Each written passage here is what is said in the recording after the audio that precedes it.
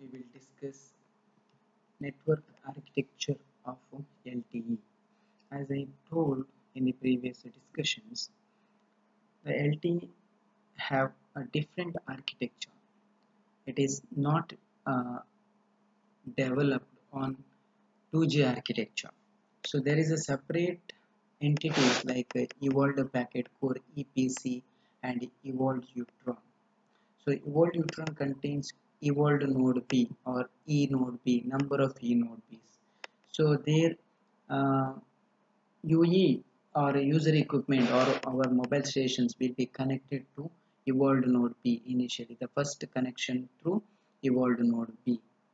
And there will be interface LTE UU interface between our mobile stations and evolved node base stations, and between base station and evolved packet core there will be an interface S1, and between evolved node base the interface is X2. We'll discuss the features of all these interfaces in the coming slides.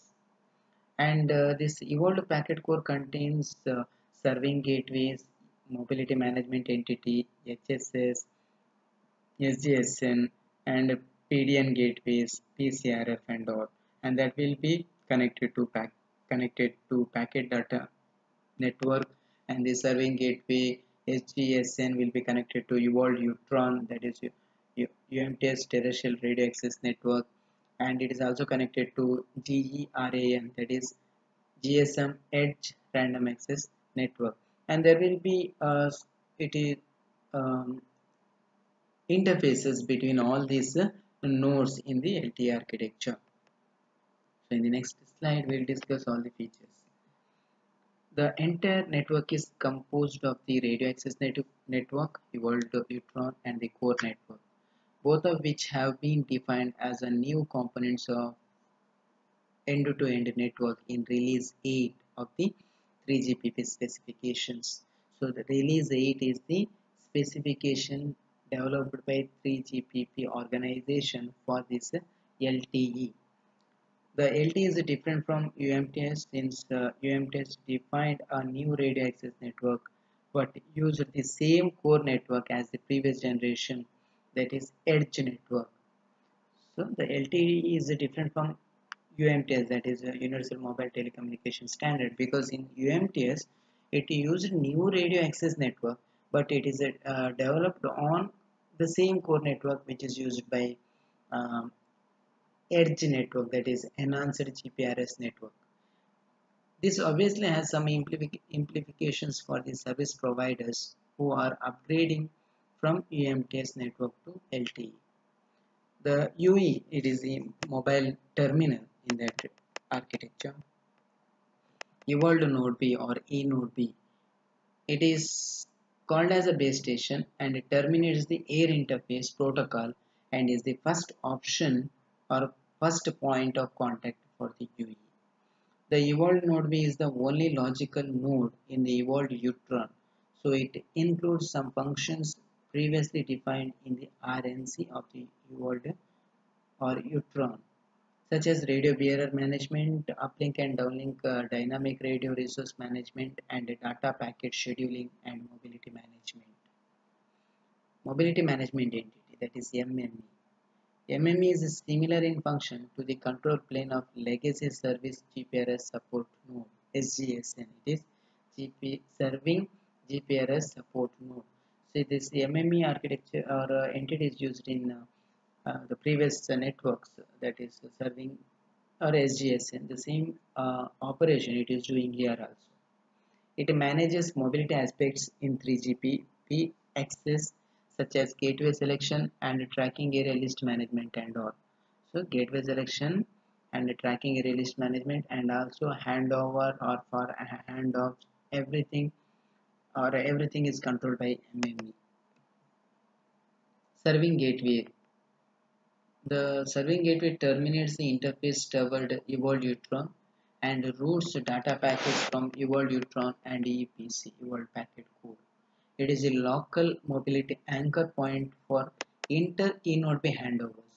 So this serving gateway is a anchor, or it is the interface between the for the handovers between the evolved node B's inter evolved node B, and also provides an anchor for inter 3GPP mobility also.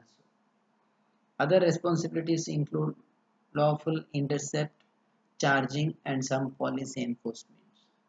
The serving gateway and the MME may be implemented in one physical node or separate physical nodes. Next one is the data PDN, network gateways, packet data network gateways. The PDN gateway terminates the SGI interface toward the packet data network, that is PDN. It routes data packets between the evolved packet core and external PDN, and is the key node for policy enforcement and charging data collections. So that policy enforcement for all the uh, service providers and charging data collection, in the sense the charge you are assigning for the communications or for the call is uh, done by this PDN gateways. It also provides the anchor point for mobility with the non-3GPP accesses. The external PDN can be kind of Internet Protocol network as well as the IP multimedia subsystem, that is IMS domain. The PDN gateway and the survey gateway may be implemented in one physical node or separated physical nodes. Now we'll see the interfaces. So now we discussed the major nodes which is there in the LT architecture in the previous slides. So now we'll see the important interfaces between all these nodes in the LT architecture. So the S1 interface. The S1 interface is the interface that separates the evolved Utron and EPC. Between EPC and evolved Utron, this S1 interface will be there. It is split into two parts, that is S1U, which carries traffic data between the evolved node P and the serving gateway. So S1U will interact between traffic node, or it will carry traffic informations data between evolved node B and serving gateway. And S1 MME, which is the signaling only interface between the evolved node P and MME. It is a signaling interface between evolved node P and MME. X2 interface. The X2 interface is the interface between the evolved node P's, different evolved node P's, consisting of two parts again. X2C is the control plane interface between evolved node P's, while the X2U is the user plane interface between evolved node P's. And it is assumed that there always exists an X2 interface between evolved node B's that need to communicate with each other for support of handovers.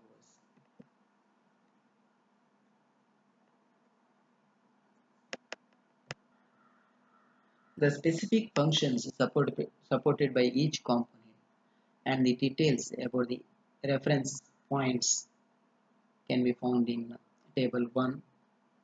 The policy and charging rule function, that is PCRF, is for policy and charging control.